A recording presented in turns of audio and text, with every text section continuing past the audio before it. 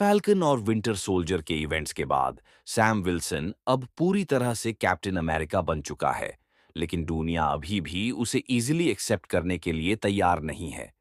Governments confused हैं। Hydra के छुपे हुए एजेंट्स धीरे धीरे वापस उठ रहे हैं और एक नया एक्सट्रीमिस्ट ग्रुप व्हाइट फैंग सामने आ चुका है, जो अवेंजर्स की आइडियोलॉजी को ओपनली चैलेंज कर रहा है। न्यूयॉर्क सिटी में एक बड़े टेररिस्ट अटैक से पूरा अमेरिका हिल जाता है। व्हाइट फैंग ओपनली इस अटैक की रिस्पॉन्सिबिलिटी लेता है और एक नया विजन पेश करता है। सुपर पावर्ड बीइंग्स को दुनिया के फ्यूचर का कंट्रोल नहीं लेना चाहिए। सैम विल्सन और नया फैल्कन जोआकिन टोरेस इस केस की इन्वेस्टिगेशन शुरू करते हैं। जैसे जैसे इन्वेस्टिगेशन आगे बढ़ती है, उन्हें पता चलता है कि व्हाइट फैंग का सीधा कनेक्शन वैलेंटीना अलेग्रा दे फॉन्टेन से है, जो ब्लैक पैंथर, वकांडा फॉरएवर और अपकमिंग थंडरबोल्ट्स में भी सीक्रेटली बड़े खेल का हिस्सा रही है। दूसरी तरफ थंडरबोल्ट रॉस, जो अब यूनाइटेड स्टेट्स का प्रेसिडेंट है, इस केओस का पूरा फायदा उठाना चाहता है। वह एक नया government controlled super hero initiative launch करने का प्लान बना रहा है, जिसमें सैम विल्सन के लिए कोई जगह नहीं है। लेकिन रॉस के पास एक और बड़ा सीक्रेट है। उसका हेल्थ अचानक से बिगड़ने लगा है और इसके पीछे की वजह वही डेंजरस सीरम एक्सपेरिमेंट्स हैं जो उसने सीक्रेटली कराए थे। सैम और बकी बार्न्स को एक शॉकिंग सच पता चलता है।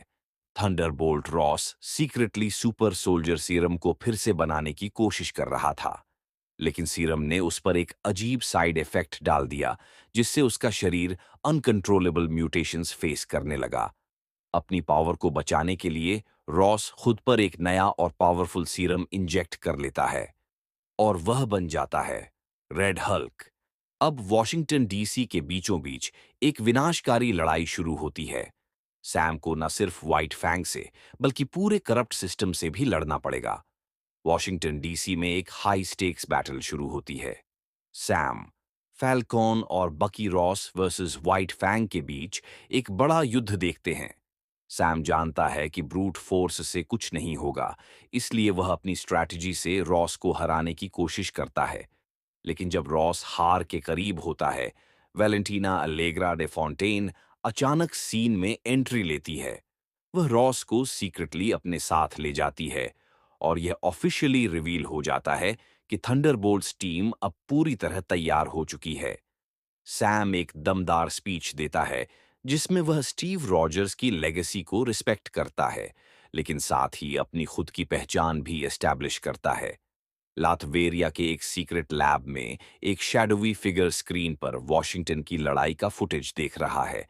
उसके मेटालिक फिंगर्स धीरे धीरे चेयर पर टैप कर रहे हैं। दुनिया अपनी ही ताबही लिख रही है। परफेक्ट। ये कोई और नहीं बल्कि डॉक्टर ड्यूम है, जो दुनिया को चुपचाप ऑब्जर्व कर रहा है।